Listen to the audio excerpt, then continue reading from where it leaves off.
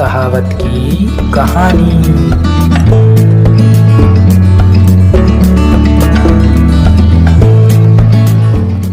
एक चुप 100 सुख। आइए सुनते हैं इस कहावत को चरितार्थ करती हुई ये कहानी।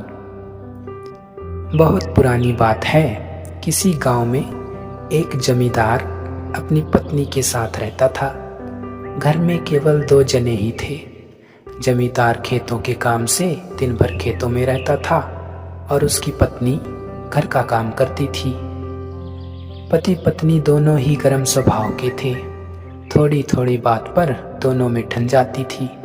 कभी कभी तो घरवाली का बना बनाया खाना भी बेकार हो जाता था। एक दिन घरवाली अपनी रिश्तेदारी में गई।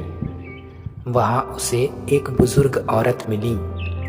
बातों बातों में जमींदार की घरवाली ने बुजुर्ग औरत को बता डाला कि मेरे घरवाले का मिजाज बहुत चिड़चिड़ा है। वे जब तक मेरे से लड़ नहीं लेते हैं तब तक उनके पेट की पानी नहीं पचती। कभी कभी तो इससे हमारी बनी बनाई रसोई भी बेकार चली जाती है। इस बात को सुनकर बुजुर्ग महिला ने उसे समझाते हुए कहा, कोई बात नहीं, यह कोई बड़ी बात नहीं है। ऐसा तो हर घर में होता रहता है।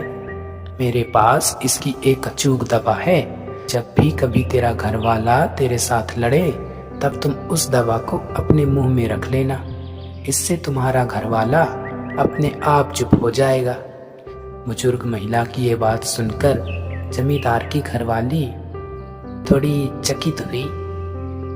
फिर बुजुर्ग महिला अपने घर के अंदर गई और एक शीशी भर कर ले आई और उसे दे दिया।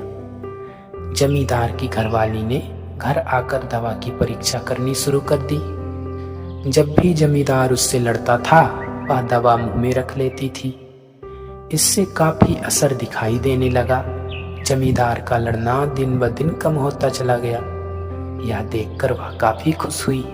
वह खुशी खुशी बुजुर्ग महिला के पास गई और कहा, अम्मा, आपकी दवाई तो कारगर सिद्ध हुई है। आपने इसमें क्या क्या डाला है, जरा बता देना, मैं इसे घर पर ही बना लूंगी। यूं बार बार का आना जाना मुश्किल हो जाता है। इस पर बुजुर्ग महिला ने जवाब दिया कि जो शीशी मैंने तुम्हें दी थी उसमें शुद्ध जल के सिवाय कुछ भी नहीं था। तुम्हारी समस्या का हल तो तुम्हारे चुप रहने से ही था। जब तुम दवा यानी कि पानी को मुंह में भर लेती थी तो तुम बोल नहीं पाती थी और तुम्हारी चुप्पी को देखकर तुम्हारे घर वाले का भी क्रोध शांत हो जाता था। इसी को कहते हैं एक चुप और 100 सुख। बुजुर्ग महिला ने जमींदार की घरवाली को सीख दी कि इस दवा को कभी भूलना मत और अगर किसी को आगे जरूरत पड़े तो आगे भी देते रहना। जमींदार की घरवाली को बुजुर्ग महिला की बात समझ आ गई और उसने जान लिया कि एक चुप से ही 100 सुख संभव है। फिर क्या, उसने उस सूत्र को जीवन में उतार लिया और उसी दिन से कहावत भी प्रारंभ हो गई, एक चुप 100 सुख।